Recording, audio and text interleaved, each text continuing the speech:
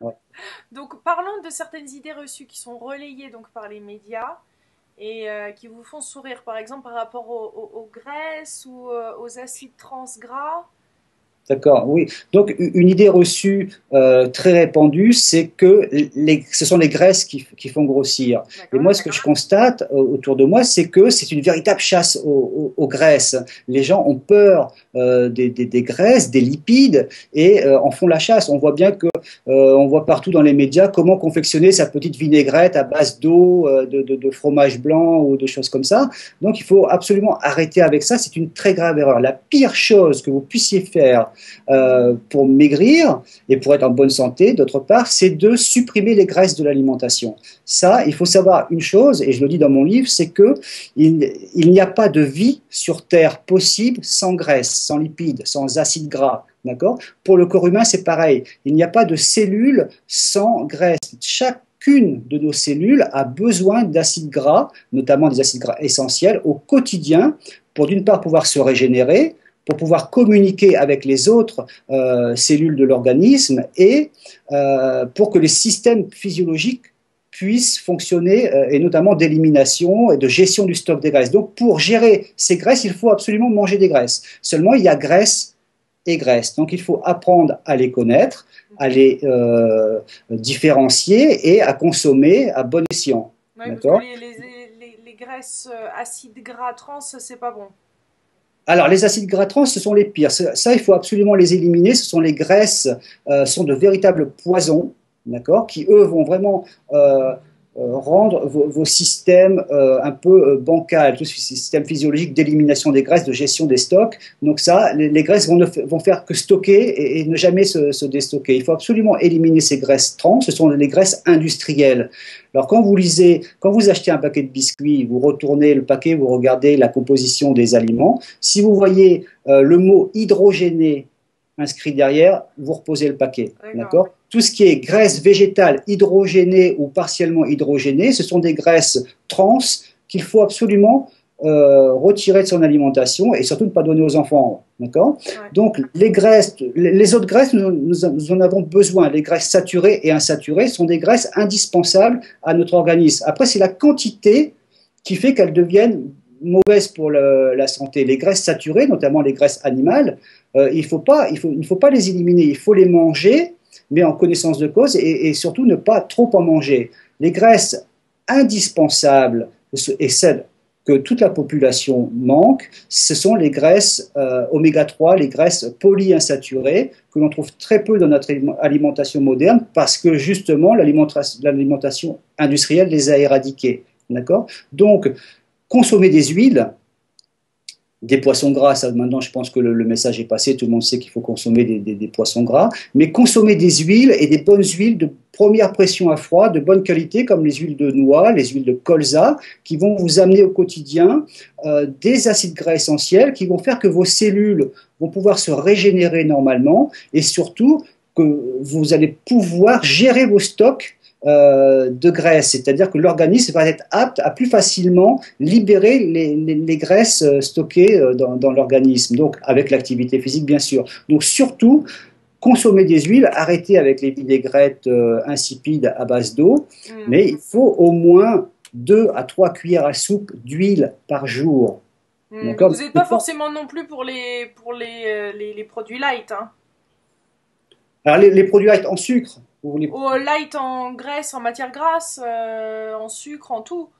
Alors, les produits light, c'est ce qu'il y a de pire en fait. Les produits light, on a cru pendant un moment que les produits light allaient faire maigrir les gens, mais en fait, les produits light n'ont fait que éloigner les gens du bon comportement alimentaire parce que sous couvert d'aliments light, ils se sont mis à manger plus. Mais ça, c'est un formidable coup marketing de l'industrie agroalimentaire qui s'est dit, tiens, c'est le meilleur moyen de vendre plus et plus cher Mm.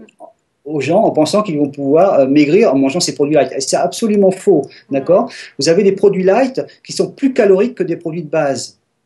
Par exemple, vous avez des tablettes de chocolat qui sont light en sucre, d'accord? Donc à base d'édulcorants. Donc, ok, ces produits ne contiennent pas de sucre, mais en échange, pour pouvoir garder un goût onctueux, on a rajouté des graisses. Et au total, ils sont light en sucre, mais plus riches en Ouais, calories. d'accord. Donc attention, light ne veut pas forcément dire light en calories. Donc il faut vraiment regarder les étiquettes plus que jamais. Hein.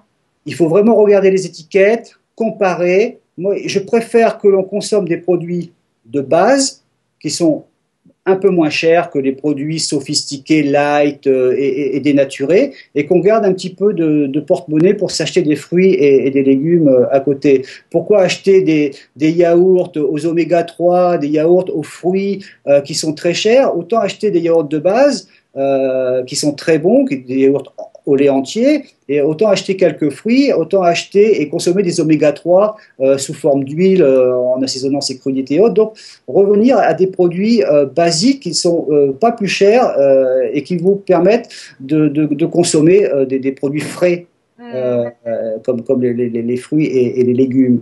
D'accord. Et encore une chose, des études ont été faites chez le rat bien sûr, mais aussi sur l'homme, comme quoi les produits light, notamment, vous savez, ces sodas zéro calorie, Oui. Voilà, vous avez peut-être entendu parler de ces études, ces produits-là vous pousseraient en fait à consommer plus de calories au repas suivant. C'est-à-dire que ces produits-là vous ouvrent l'appétit en envoyant un message au cerveau, puisque le cerveau, lorsqu'il reçoit ce message de goût sucré, mais alors qu'il n'y a pas de calories, d'accord, il prend ça comme une promesse non tenue.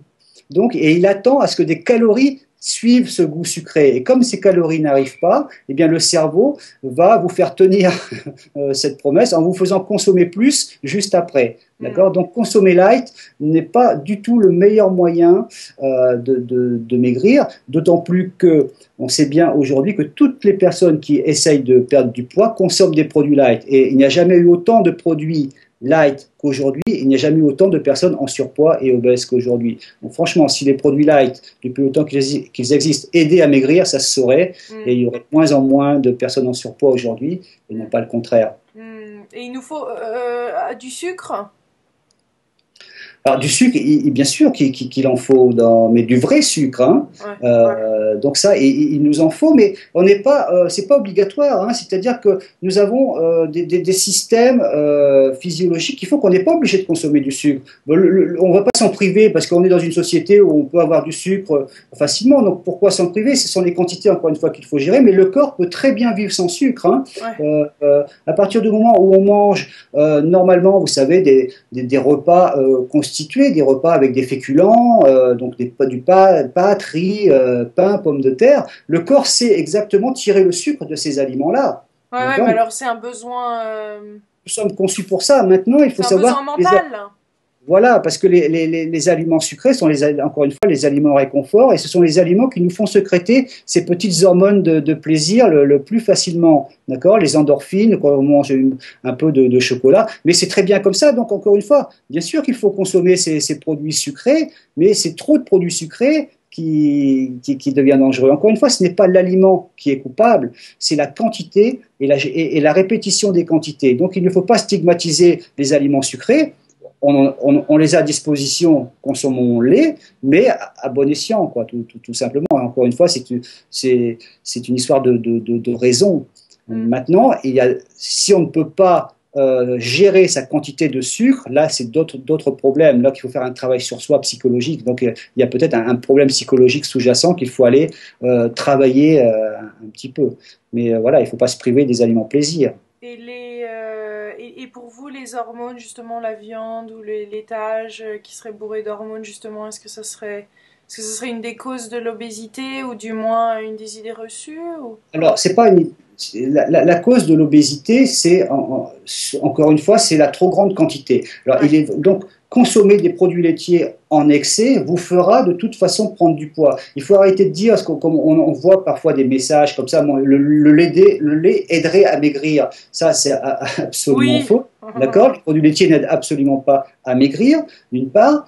Et ensuite, les produits laitiers contiennent une hormone œstrogène, qui est pas très bonne hormone, qui est l'estrone, d'accord, qui est une hormone œstrogène qui, de toute façon, fait grossir. Donc, on voit bien chez les Américains qui consomment du lait à outrance parce qu'on force, on éduque les enfants à boire du lait, à manger des produits laitiers, ils mangent des glaces, des yaourts, le lait comme ça au verre en grande quantité, et ça crée des problèmes de surcharge œstrogénique. C'est-à-dire que trop d'estrone dans l'organisme va perturber le système endocrinien et va faire grossir, et en perturbant, on va dire, les jeunes adolescents dans leur maturation, dans leur maturité, excusez-moi, et dans le développement de leur caractère sexuel, d'accord? Donc attention à ne pas consommer des produits à outrance, notamment des produits laitiers. Hein. Et au Ça. niveau de notre appétit, vous soulignez dans le livre, et je pense que c'est quelque chose d'important de mentionner, que l'appétit dépend de ce que l'on mange. Alors, oui, c'est-à-dire que au sujet du sucre, vous voulez dire par Ouais. rapport au Au sujet sucre? de ce qu'on mange, en fait, que un aliment appelle l'autre et qui crée un appétit et qui demande encore Ah, il y a plus. plusieurs fonctionnements. Oui, déjà le sucre. Plus on mange de sucre, plus on a envie de sucre. Le sucre appelle le sucre, d'accord? Pourquoi? Et tous les aliments sucrés comme ça.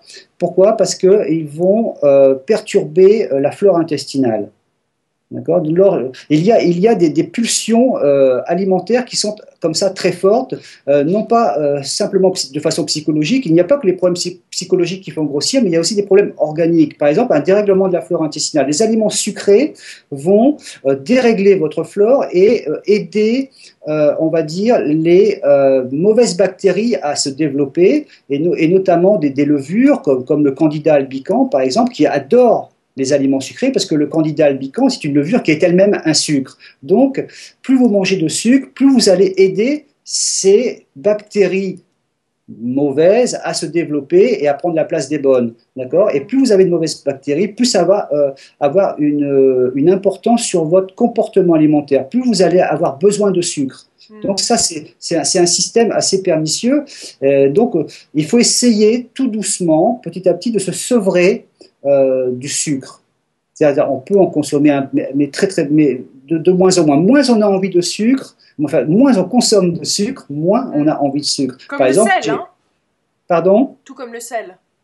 Tout comme le sel, c'est une habitude. Plus on mange salé, plus on a envie de sel. Plus on mange de sucre, plus on a envie de sucre. Plus on mange, plus on a envie de manger. Il faut essayer, bon, ce n'est pas facile, je ne dis pas que c'est facile, mais il faut vraiment essayer. Bon, saler moins, on sait que c'est important pour garder un système artériel souple et en bon état. Donc trop salé, et malheureusement l'alimentation industrielle nous propose que des produits qui ne sont que trop salés. Hein, c'est aussi stratégique. Plus on vous propose des produits salés, plus vous avez soif, plus vous allez acheter en compensation des boissons sucrées de l'autre côté. Donc tout ça c'est un peu stratégique. Mais revenons à la base. Mangez moins salé, mangez moins sucré. Commencez par moins sucrer les cafés ou les thés, et vous verrez que petit à petit, vous allez prendre goût à ce qui est moins de sucre. Par exemple, quand on arrive à boire du café sans sucre, le café sucré vous paraît écœurant au bout d'un moment. Vous savez, je ne sais pas Ouais, si vous ouais, avez ouais. essayé ça. Donc, attention au sucre et veillez à la flore intestinale. Ça, j'explique dans le livre comment Non, vous faire. l'expliquez très bien, surpoids et obésité. Et dites